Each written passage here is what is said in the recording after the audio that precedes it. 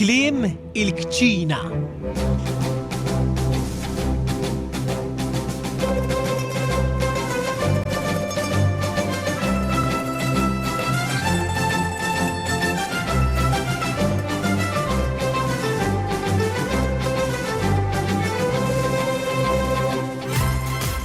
Ġieli kilt faqqih, insalata, jew berquq. Le?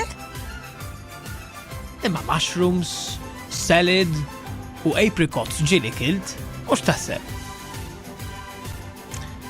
Ftit jafu l-ismijiet bil-Malti għall-ikel minkejja li huwa ikel li niklu ta' kuljum.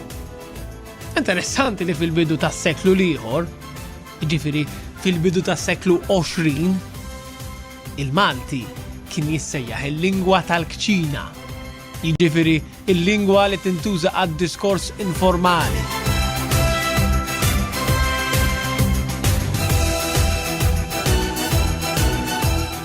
Dan għax it-Taljan u l-Ingliż, f'okkażjonijiet aktar formali, kienu jieħdu preċedenza minħabba li kienu l-lingwi tal-mexxejja ta' Malta għal ħafna u ħafna snin.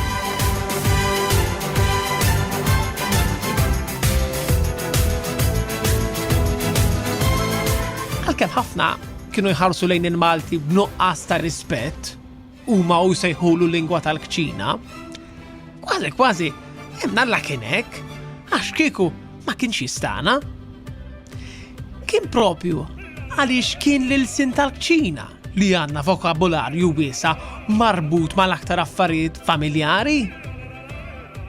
U issa qed tidħol id-drawa li anke ir-ristoranti jużaw il-Malti għall-platti tagħhom, jew anke l-isem tal-ħanut għax jgħin fil-branding tagħhom biex jattiraw lit-turisti li jkunu jridu jduqu speċjalitajiet lokali.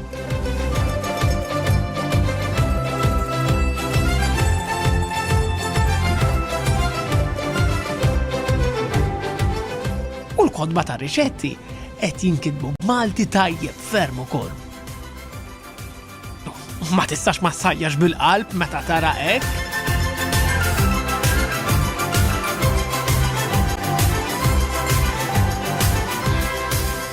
U l-ikel donnu jinżillek aktar għasel. Ħlif li jekk tara l-kliem spellut ħażin. Jew tisma' xi ħaġa bħal tifrajja u tibbejkja. Hemm tintebaħ li minn ġo taġen nkunu morna ġo nar.